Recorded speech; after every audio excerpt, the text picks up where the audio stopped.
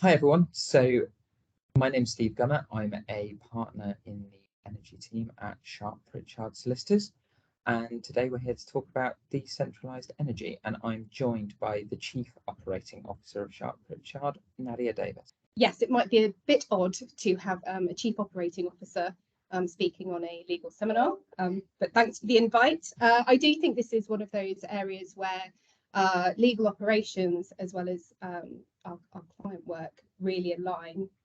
As you know, we've got our goals for net zero 2025 and we're well on our way. And we know that what green goals and the environmental agenda are really important for our client base, and perhaps as importantly for us, really important to our people.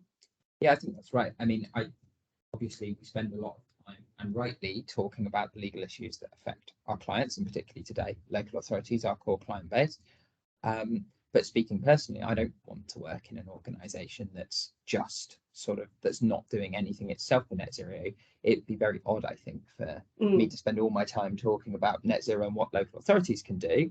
But actually, I really want to work as an organisation that's doing its bit for net zero. And I know we as Sharp Pritchard are doing a lot of things. Yes, we are. Lots of work going on, and a lot of incremental improvement. We've got a really great carbon footprint at the moment, but there's still work to do. But we are well on our way to getting to 2025 and hitting that goal. So why don't we start talking about decentralized energy? Yeah, absolutely. Why don't we start with the basics, and you just tell us a little bit about what it is? Yeah. So decentralized energy, and I'll come back to decentralized energy. But decentralized energy is at its most fundamental about delivering zero. Maybe worth stepping back just a bit to remind ourselves. We've obviously spoken already a bit about the need for green locally, but why that is on a national and an international level. So if we don't hit our net zero targets as a country, then in the UK there could be a huge environmental impact. So we're talking about rising temperatures. I think it's something like 2% impacts, 2 degrees C impacts in temperature could have huge effects. So you're talking about 30% decreases in river flows. You're talking about sort of heat-related weather deaths. You're talking about water deprivation. So, for example, in the southeast of England, where we do a lot of work for some of our clients, you're talking about water droughts. So Ofwat stated that in England, there's a 25% chance of the worst drought recorded within the next 30 years. So there's huge reasons to go green. It is kind of terrifying, and you hear these things all the time, but I think it's so important to keep saying it, because net zero is just this thing just trotted out over and over again, and it can kind of ring a bit hollow to me. But actually there's so many good reasons why we're doing it. And I mean, we've seen as well with things like the pandemic, food shortages, things like that stuff's going to start becoming part of our vocab unless we sort out the green agenda. Right.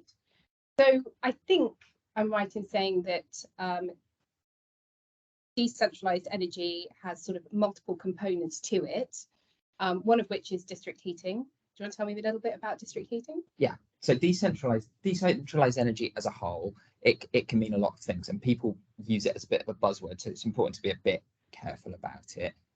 So for some people, it can mean a code for anything green. Today, we're going to talk about it, as you say, in two specific contexts. One, district heating, which I'll describe in a sec, and the other is kind of off-grid electricity supply. Okay. So we're basically talking about those things where you're not relying on the national grid, you're not relying on the national gas grid. So you asked me about district heating. So district heating at its most simple is just the supply of heat from a central source to customers through a network of insulated pipes that carry hot water. Now that could be through gas CHP, i.e. the heat could be generated through gas CHP, or it could be through renewables. But the critical thing is it's not coming off the national gas grid, it's not coming off a boiler. Okay. So what's off-grid electricity supply? So off-grid electricity supply actually covers a range of things as well. Okay. So it could be Sharp Pritchard fitting solar panels on its roof, local authorities putting solar panels on their roof and getting what we call behind the meter supply. So effectively the generated electricity that you create from the solar panels on your roof effectively reduce the amount of electricity that you call on the grid.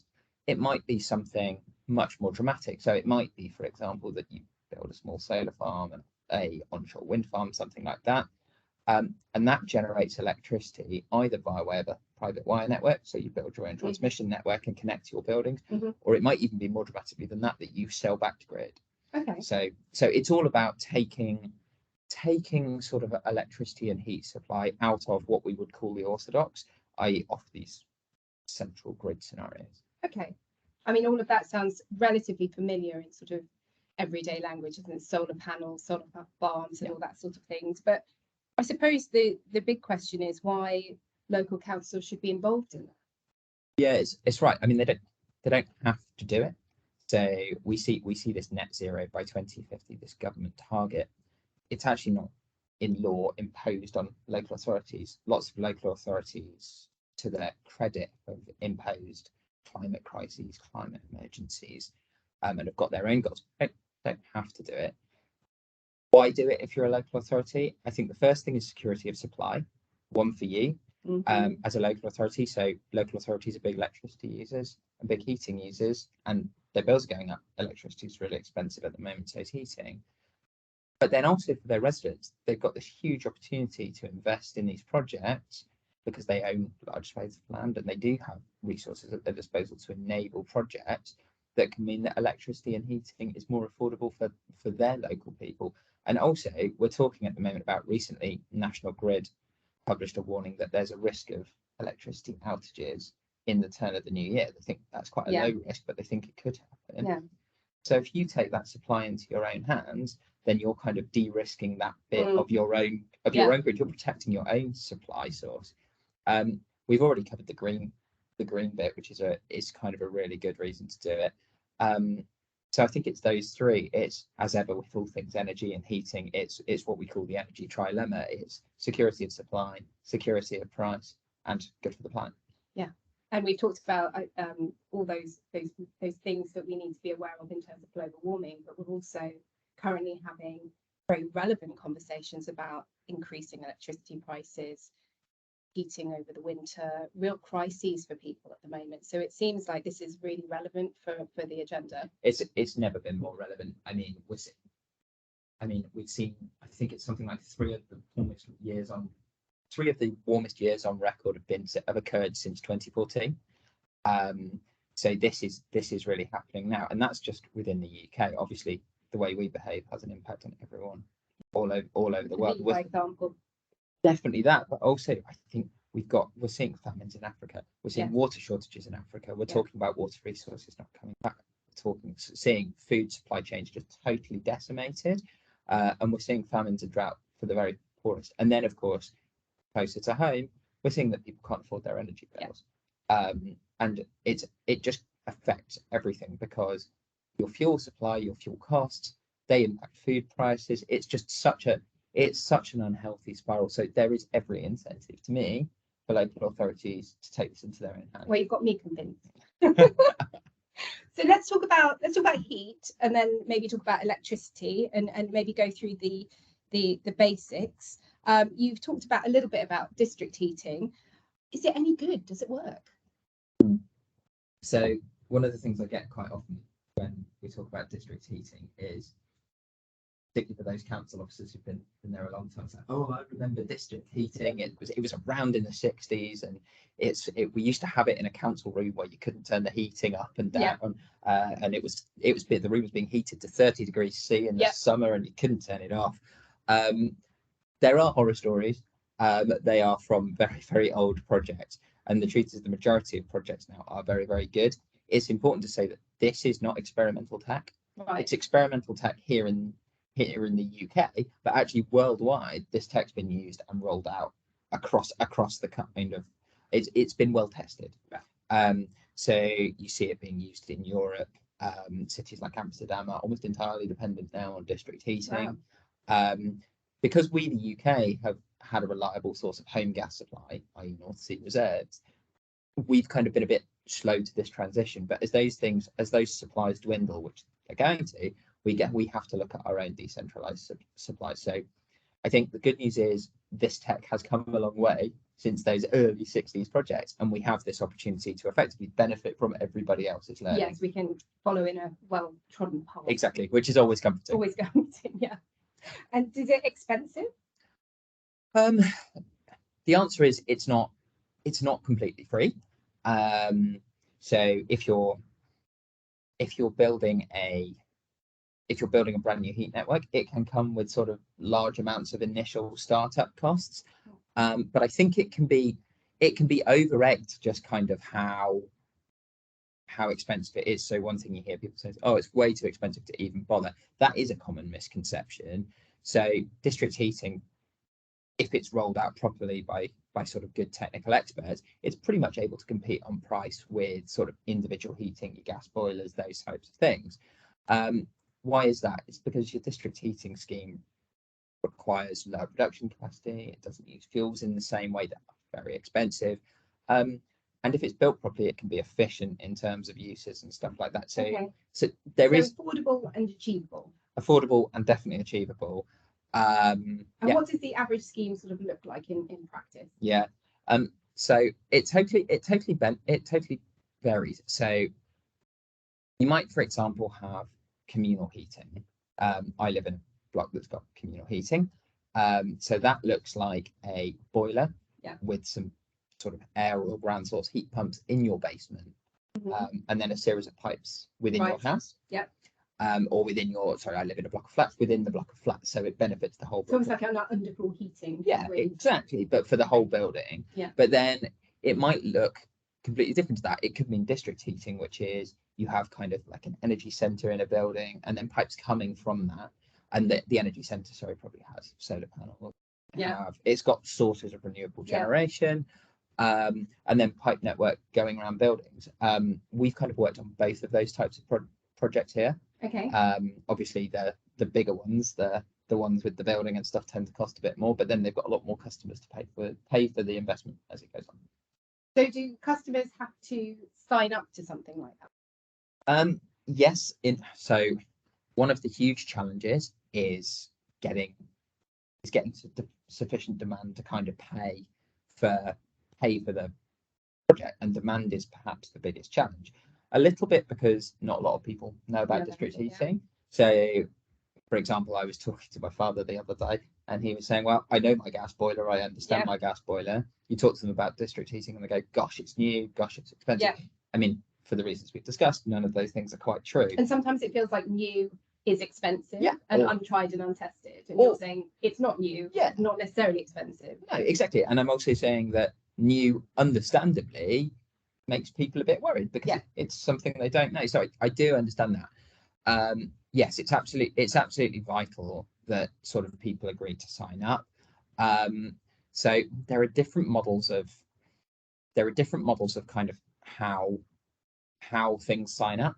So if we go back to the communal heating system, the developer builds a communal heating system in the basement, and they're the landlord as well. Right. And then they say, right, this is the heating system for the building. So I, as the tenant in my building, I don't have a choice. I have to sign up to this kind of exclusive deal with the supplier, and then all residents have to use the heat network. So that creates the kind of stable revenue regime in order that project can kind of get enough demand. Okay. Is there a bit of an issue there that you're sort of stuck with a single supplier? Yeah, it's come up quite a lot. I mean, the answer is you sort of are. So I go back to me in my flat, and I'm using this as an example, but we've done lots of projects like this. That's only a problem if it's not done well. Right. So for example, I live in London and I'm a customer of Thames Water. I don't have a choice about Thames Water either. Yeah. That's a monopoly supplier, but it's a regulated monopoly supplier. And so the big challenge for local authorities setting up district heat networks is, how do you regulate it? So we've spent a lot of time developing good agreements that help local authorities regulate these things. So some of our developers and local authorities should insist on price caps. Okay. They should insist on price caps that have comparators so that you know you're cheaper than gas. Okay. So the way we've done it before is set kind of an Excel spreadsheet with parameters that say, well, the gas price index is by this. Then you have reference to an index, and you know that the unit price is cheaper for your district heating. That should actually lock in lower prices, not higher prices than the gas. Good schemes also have standard sort of technical requirements. Right. So I was saying before, it's not really experimental technology anymore. The government's got standard sort of technical requirements and specifications for these projects now. And so again, we've been helping local authorities embed those within their contracts, so that we're saying to developers, hang on a minute, you've got to meet this standard and that standard. So is there a monopoly risk? Yes, there is. How do you manage the monopoly risk? You do it well, by picking legal advisors and technical advisors that have done it before and can help you with that. So you can do the agreements and do the regulatory bits that oversees it, so that you're essentially putting local authorities in the best possible place to be a good watchdog for what good looks like, and maintaining that. Yeah, that's absolutely right. And also, I kind of think I've set up, so recently I've done a project in a village in Cambridgeshire.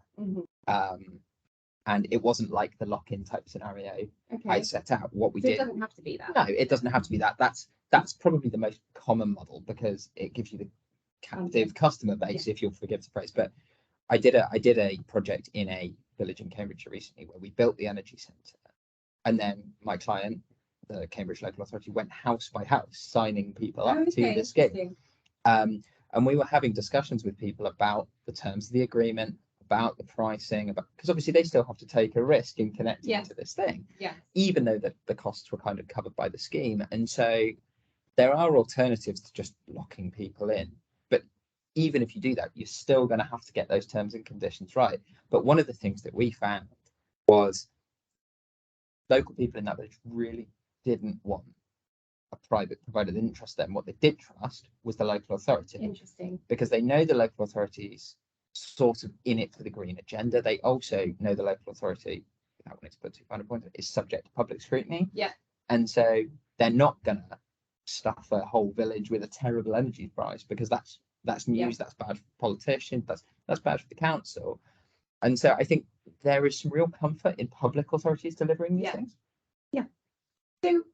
So when we talk about regulation, what does a good deal look like? So first of all, it looks like standard form agreements. I sort of say that doing this well is important. I've actually very recently been called into fix a project where it was done badly. There are standard form agreements available, but it is vital to kind of hire the right sort of lawyers who've done this before, so who know how to set price limits and how to structure that in the contract, who know how to sort of build in change mechanisms. So what if there's a change in law that happens that means the cost goes up? How do you deal with that? Because obviously the energy supplier needs to recover their costs a bit, but also customers need to be protected from just here's another 100 quid on your bill. Getting all your ducks in a row, but also being proactive about thinking around what might happen or what could go wrong, and how to get on the front foot from the very start of a project, so that you're covering off all those eventualities. That's exactly it. And funnily enough, I say that I've seen this done badly, and I have seen it done badly quite a few times, but actually I don't think this is that hard, as in, and I think that's what's great about this conversation, is you're speaking kind of as if you'd be the customer organising it from our business.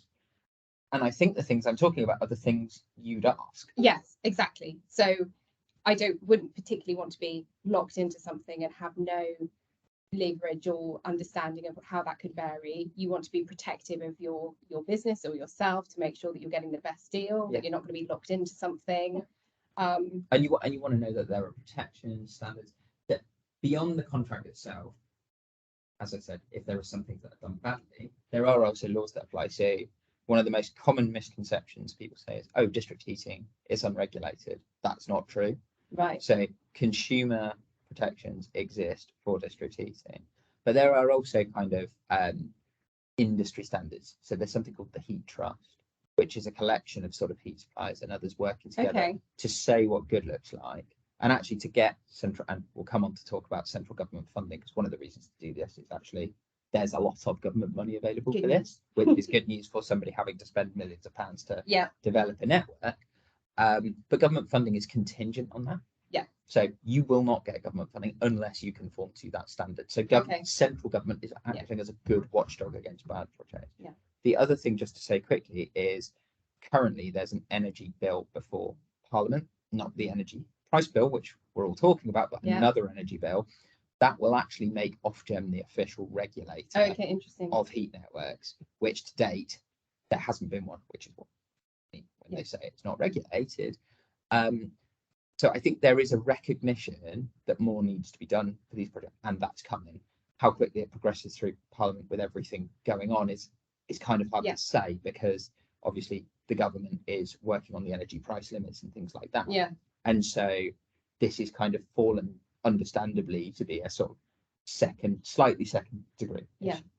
But I think from putting myself in the shoes of a consumer, I think coming back to the points you raised before around the fact that this is tried and tested, there must be case studies that you have where you can say this has been hugely successful. So that will give a huge amount of comfort to people who can see what good looks like and that it's working. And then to know that in the pipeline is some legislation that will give that regulatory body and that oversight, I think is another layer of comfort, isn't it? It is. And every time I make this following point, I sound really pessimistic, but people sometimes say, "Oh, district heating, what if the system breaks? Doesn't work?" That type of thing. Well, we might soon be having this discussion about National Grid. National Grid is saying there might be outages in January and February. Now, it's important that everyone always says this is a low risk, because it's a low risk. You don't want to be alarmist. But we might soon be facing a scenario where you can't every day bank on the grid, at which point there needs to be a serious discussion about what works. And district heating is not any less likely to fail. It's not any more likely to fail. Yeah.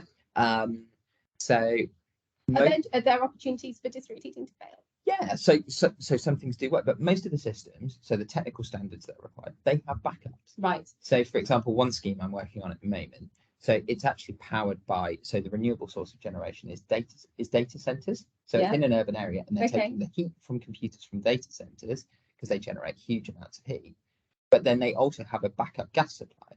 Now, that's not brilliantly renewable, but what it means is, if for some reason somebody turns off the data center, you've got a safety net. And that's right, because customers need to feel protected.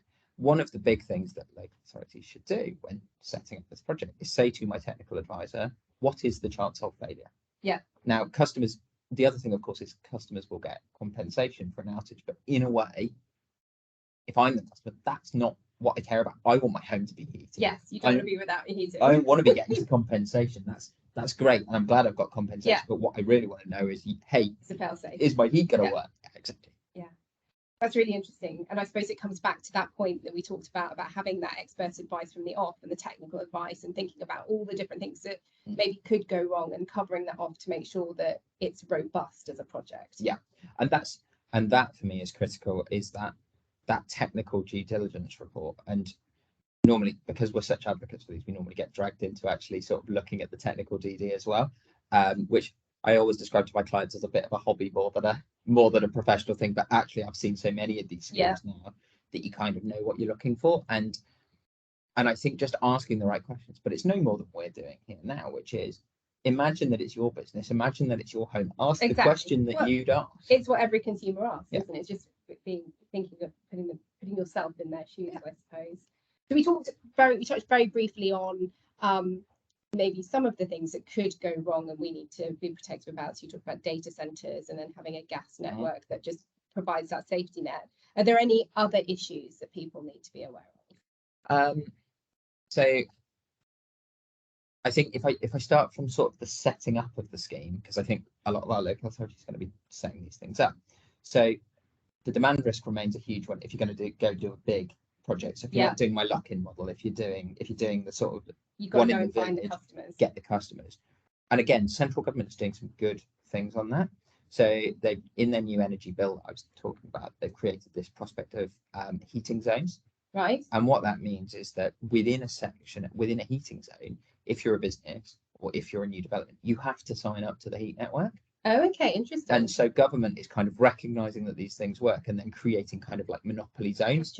Yeah, exactly right. But I think that's great, because developers aren't going to move away from gas boiler solutions unless we do this. Yeah. And so even within that, what you're seeing, and with regulation from Ofgem, what you're seeing is government saying, okay, these are monopolies, Mm-hmm.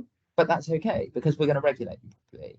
Monopolies are not of themselves bad, provided customers are protected, and that's the critical thing. I mean, and candidly, that's kind of why I trust local authorities to do this. I don't want us to be having this conversation 10 years from now, Mm-hmm. where every single one of these things is owned by a hedge fund, trying to make every penny they can out of running the network. I'd like it to be run by local authorities who can invest in these things now and then take their duty to the public really, really seriously. I think that's the right way to do it.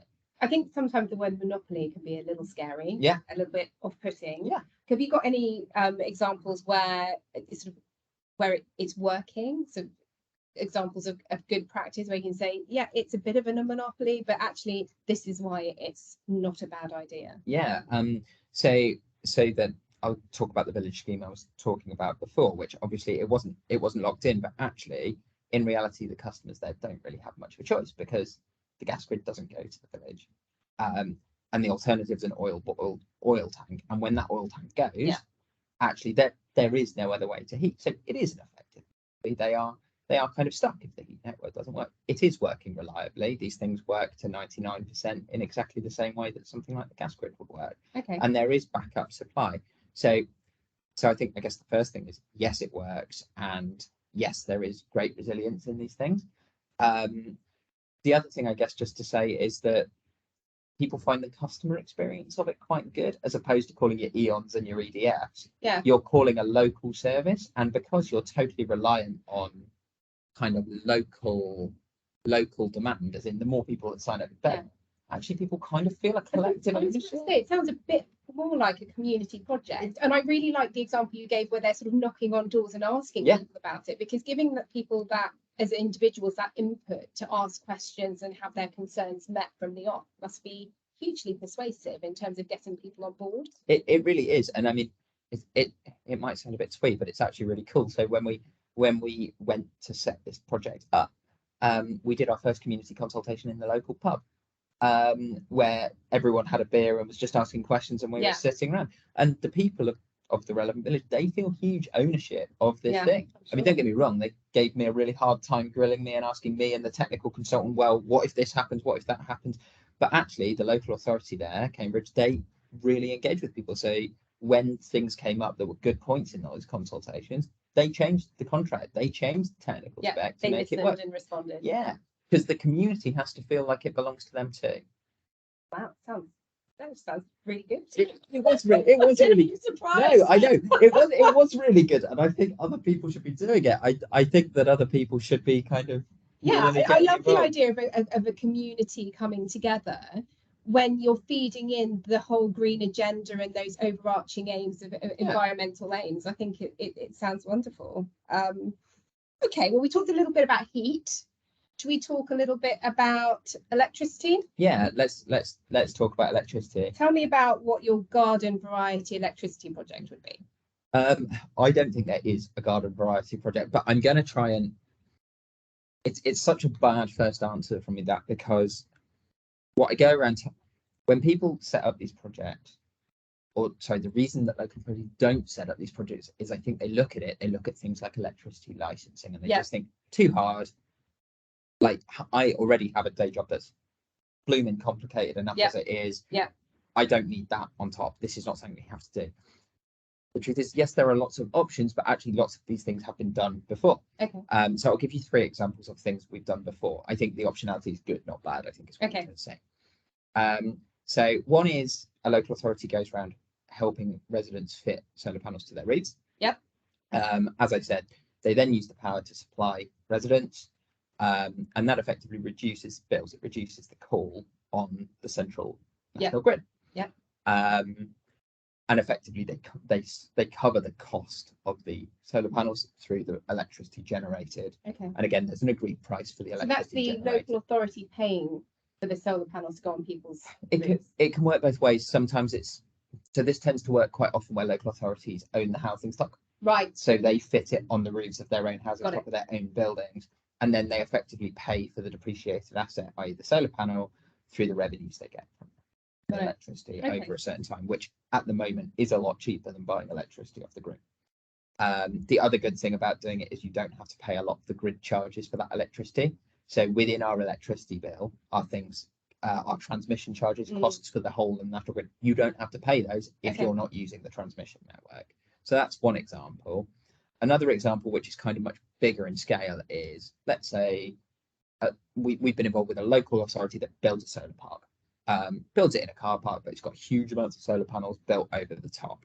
And then it sells that electricity. Now, it might want to do that by creating what we call a private wire. And a private wire is effectively an electricity cable that takes the electricity from the generation asset, the solar plant, to local houses, local businesses. So the electricity, like its own battery pack. Yeah, exactly. And the local authority acts as the electricity supplier. So they become the EDF, the E.ON, that type of company. And that eases pressure on the national grid? Eases pressure on the national grid, but also allows local businesses and things like that, perhaps a more competitive rate. The third option is actually selling it back to grid. So actually grid, one of the biggest problems that grid has is the intermittency of supply. So as our national grid becomes more dependent on things like renewables, renewables are a bit intermittent. So the sun doesn't always shine. Yes. The wind doesn't always blow. Yeah. Now, what that means is that actually, if there's multiple sources of these renewables spread all across the country, then there are options for the grid to call off, and that's even more compelling when you attach a battery. Yeah. Because then you've got storage, which can supply and sell electricity to the grid at different times. It gives it some longevity in that it can got that battery pack there that you can put on when it becomes intermittent. Exactly, and it tends to buy from the grid when it's cheap and sell from the grid. And so, is there a break-even point where it becomes cost-effective for local authority because they're able to? There obviously would be an upfront cost, but then if they're selling it back to the national grid, does it become cost-effective at some point? Yeah, so with the sales to the national grid, there comes a break-even point. But the way you try to structure it is if you're selling back to the grid, is with battery storage, where electricity is sold in half-hour units to the grid, and the cost of electricity within each half hour is effectively what you call the marginal cost of electricity. That means for every kilowatt of electricity required in that half hour, the price of it is effectively the cost of the last source. So at times of peak supply, so at 7:45 when everyone's turning the kettle on in the advert break, that becomes much more expensive because the grid needs a lot more electricity. So actually selling at that time allows you to make more money. Interesting. And are there planning issues that local authorities need to be aware of or anything like that? There are basically an absolute sort of load of issues in terms of sort of developing these generation assets. But again, not to be terrifying. All of these things have been done before. So let's say I'm a local authority and I'm about to set up my own solar plant. So I start by what's my generation source. I get my technical due diligence report, because what I need is kind of, does the sun shine here? Does it shine? Yeah. It's called an irradiation report. Actually, they're quite cool. They kind of say, does the sun shine here? Is there blockage? All those things. You've got if anyone's thinking about moving house, they should probably get one of those. Yeah, get an irradiation report. See if your roof's any good. It can save you a fortune. You've got to sort your land issue. You've got to have somewhere to put it. You need the rights and the access to it. Yes, you need planning. Planning is most often done by the Town and Country Planning Act. But if the project's really big, you might get a DCO, a development consent order, so a national level. And then, of course, you might need licenses. And by licenses, I'm talking about electricity licenses. So providing certain services in respect of electricity is forbidden in this country unless you have an electricity license or unless an exemption applies. Okay. So if you generate electricity, you cannot do that without a license unless an exemption applies. Now, a lot of the smaller local authority projects, they rely on those exemptions. There's a class exemption order from 2001. It's not the easiest thing in the world to follow. Okay. But we've kind of advised a number of clients about doing this. So we've just recently advised a client who is generating, distributing, and supplying electricity, all of which require a separate license. Right. And we've advised them on the exemptions of all of those things because they're actually giving electricity to their own electric vehicles. But you need to go through each of those activities one by one and figure out the exemption and how it applies. And we've sort of done that repeatedly for clients. Complicated but not impossible. Complicated but not impossible. But again, a really, really good example of why you need to hire the right person to do it it's not really fair to just expect someone who's not done this stuff to pick it up and do it. So one of my clients the other day to me said, "Oh, what's the worst that could possibly happen if we don't do this? Not having the license is a criminal offence."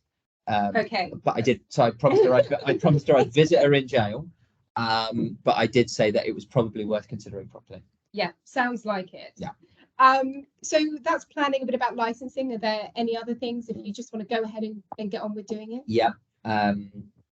So let's say you've done all those bits, you're good to go. One of the biggest things is the connection agreement. So you're building your solar farm, you probably need to connect to the national grid. Yeah. Unless you're just sticking solar panels on your roof and doing behind the meter, in which case you don't. But if you want to sell back to the grid, you need a two-way connection too. Mm-hmm. Grid connections take a long time. Right. How long is a long time? Somewhere it could be up to 12 months. Okay. So something that you need to plan for. Something that you need to plan for in advance. There's a huge call on the grid and on local distribution network operators at the moment, because obviously we're using more electricity. People want EV, people want electric vehicles. I promised myself I wouldn't use any acronyms during. Yeah, people want electric vehicles, people want connections. There are very big power plants being built. So these guys are hugely busy. The other thing I'd say is sometimes it can be expensive. So Right. They charge you for the connection and they charge you their costs, which again is quite reasonable. They're building you a connection. I've worked with quite a few authorities who have planned their project, just about balances out, and then they see the connection cost and go, oh no, it's so vital that you lock in your connection cost early and know what it is and take it into account. And do the costs depend on the size of the project? Size of the project depends on the location of the project. Right. Depends on sort of the costs of sort of construction at the time. So we know construction is quite expensive at the moment. All of those things. You don't know from the very beginning. Yeah, you do. Budget. Yeah, and you also need things like construction contracts. Obviously, you're going to go and install your solar plant. You're going to need someone to come and do it. Okay. But again, all of these things are pretty much in standard form. I've talked a lot today about sort of projects that we've done and things like that, but there's sort of nothing new here. Whilst it might be new to local authorities, actually we and a number of lawyers have been doing this for quite a while, and we've been doing it in the private sector for even longer. So some of our private clients, they've been doing this and sort of powering their own buildings with these arrangements for ages. So it's a must for the public sector. I think what I'm hearing from you is it can feel complicated. It can feel perhaps a little frightening because it's new. But actually, when you dig down into it, it's not necessarily new. There's the standard contracts, there's the expertise already there, there's the case studies already there where people have tried it, done it well. Yeah. And so it's nothing to be afraid of, and actually it's something to be embraced. Agree. As a really good option. Yeah, absolutely. That's right. And what about latest energy in the energy markets? Because we're hearing a lot about price caps and all that sort of thing. There's a lot of conversations out there. Any impact? Yeah. So, I mean, it's worth talking about the very latest. Though I'm worrying actually now that by the time we get to the, sorry, we're recording this literally about 20 minutes after the Prime Minister just resigned. Yes. But so at time of recording, the government was passing its energy prices bill. Now that did quite a bit. So for households, it created the energy price guarantee. So it's capping the unit rate that you and me are paying on our electricity bills. Businesses, of which there'll be a number for local authorities, it also provided what's called the energy bill relief scheme. Right. And that's kind of, again, capping their bills, protecting them from heightened cost of bills. That's in place for the next 6 months and then needs to be looked at. But perhaps, it's worth saying as well, with district heating, there's protection for those schemes too. So they're not quite caught by the electricity cap because it's not typical electricity, but there are relief schemes for those things too. They're not disadvantaged. Are they within this bill? Yes, they are. Okay. But the bit that's probably the most important actually is the surprising bit was in there, and it's something that it's called the cost plus revenue limit. And I find that when something's really important, if you can give it as dull a name as possible, it really does make people sleep. But the cost plus revenue limit's really relevant for all low carbon generators, of which local authorities building renewable projects might be included. So what it is it's a temporary revenue limit on how much money you can charge if you sell renewables. Right. Because if at the moment renewables are selling to the grid and they're doing it at that lowest marginal cost, Yeah. but actually their cost base hasn't gone up as a result of oil and gas prices. So there's no reason, for example, for them to be charging the £100 per megawatt when actually their real costs are somewhere around the 60, 70 mark. And so what government's doing is it's capping the revenues that those people can make. But what that means, if you're building a business case at the moment on a renewable generator, you need to be aware of that. Yeah. The government said it's about to consult on this, and there's actually, I think local authorities in particular need to kind of get together and think about how they want to respond to that consultation. Because if I'm a local authority, I think what I'd say is, well, some of my schemes are giving back to my local community, so I don't want to be caught by that limit. And I'll give you a really good example. To encourage that behaviour. Yeah, exactly. And then some of the schemes that local authorities do actually have kind of cost sharing in them anyway. So I'll give you a really good example.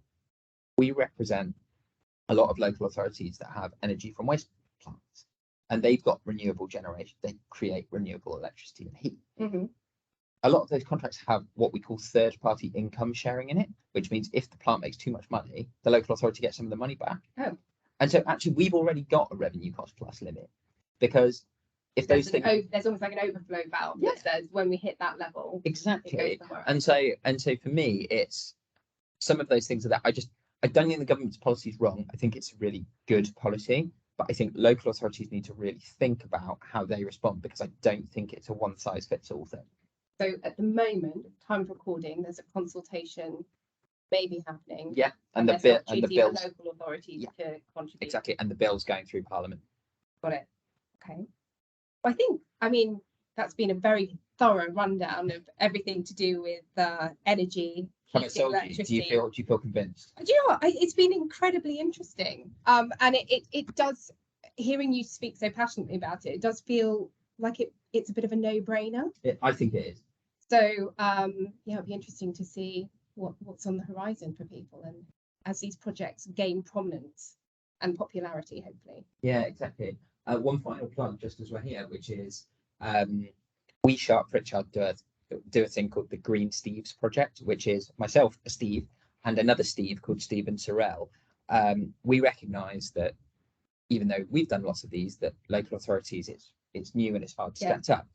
So we do these monthly presentations on green energy, and then webinars that are free to attend that just help cover off the issues about what you need to be thinking about.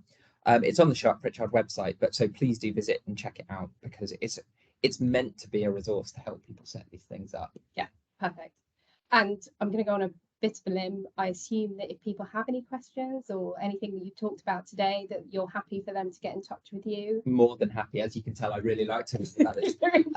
Yeah, I'm Steve Gummer, and my contact details are on the Sharp Pritchard website, but I'm sgummer@sharppritchard.co. Okay, perfect. Great. Thanks, Steve.